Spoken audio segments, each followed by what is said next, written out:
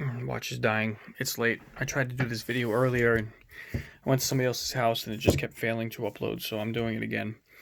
Welcome back to Explicit FPV. I promised y'all a video, and before I fall asleep, I'm going to do it. What we have here is the Beta 95X V2 pusher. And I have not left it alone like everything else. Where is my stand? I was going to put this on the stand. Let me do this. Got this little Five Below stand here. I could... Oh, what did I do? Still recording? Yep. Alright. Magic hands. So what we have here is the Beta 95. Cadex EOS, I think, V2. I am using China Line 650 MAH, which is a little bit larger than what people prefer, but I'm happy with it. I flew it for the first time FPV at sunset today. I didn't get any footage. Just wanted to fly it to see how it flies, and I am insanely impressed with the power, smoothness of this thing. This goofy wire that you see here is the cable that runs all the way up here. I believe that is wired in, so your GoPro, you can start and stop the recording and obviously power it. I have other options. I have other ideas for that. So I call it two-face for two reasons. It's going to fly two different ways based on what I can do with it. I can freestyle with it, and I'm going to do some cinematic footage because I can fly in between things with the prop ducks and stuff like that. And I did the two props. They look yellow through the camera, but they're sort of bright green. Move the receiver a little farther back so that way I have this not covered up. And let me turn the lights off real quick. I added two things to it. Move some things around here. All right, is that the round end? I can't see shit. Nope, I can't see. There it is. All right.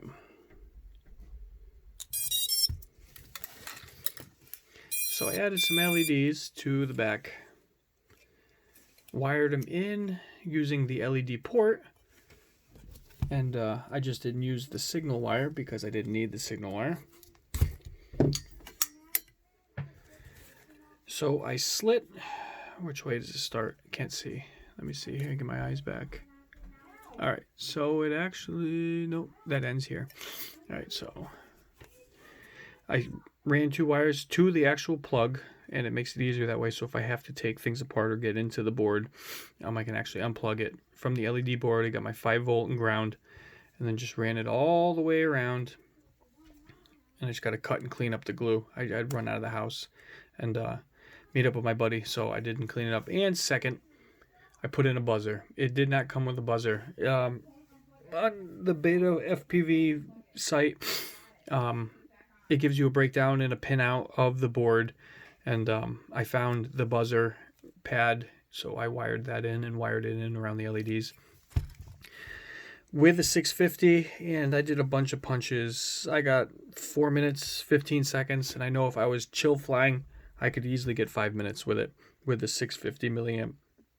I did my basic tune to it where I added 2 points on the P to the roll, pitch, and yaw, and then I added 3 points on I to the same.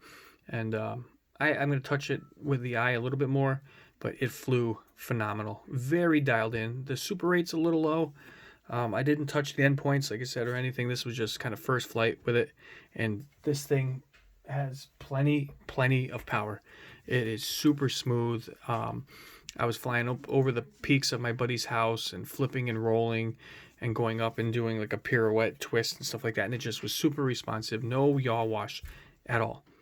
So the big thing that I'm going to do to this, I have, close the door, I have the camera mount that will sit on here, and I can still use it for the Insta, but I want to go one beyond. My brother Quadfather, I had started reaching out to, and I talked to him about this plate, and I have the Cadex Turtle V2.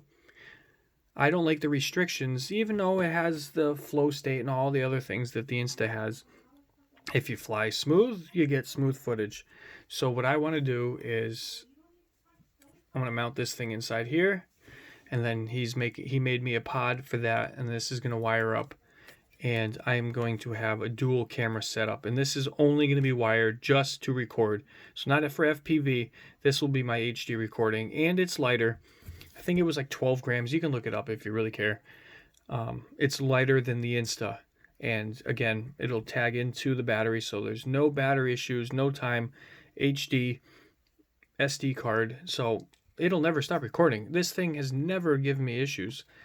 And I'll be able to adjust the angle. I'm going to have a mount that he's working on right now, Quadfather, that will sit on top of this one, basically giving it a move this in the camera view better, giving it a 2 camera setup. I love what I can do with this because I can do the 60 frames. So slow motion and those cool shots, I can turn that into 30 frames and give it slow motion. So I think that will work out really well. And again, I'll have the option of being able to put the Insta on here just for farting around and trying that out. And I think that's it. I'm pooped. I don't want to think anymore. I don't have any dry weight or anything like that. Obviously, the battery's a little bit heavier, but flying it, honestly did not notice the weight of the battery. And again, I've said multiple times, with the extra weight, it's got more momentum going into the turns, and it carries its weight coming out of a punch and stuff like that. I love the characteristics that it has, and it flew fantastic. The camera, FPV camera, is great.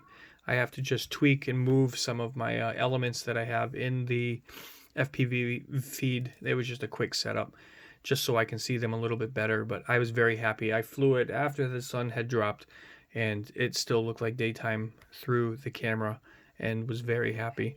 So that's what I got. Like, welcome Two-Face to the family of crazy quadcopters that I have. And you're going to see a lot of cool footage from this. So let me go lay down. I'm pooped. Brian's on his way over tomorrow, so there should be some fun this weekend. As always, stay creative. Peace out.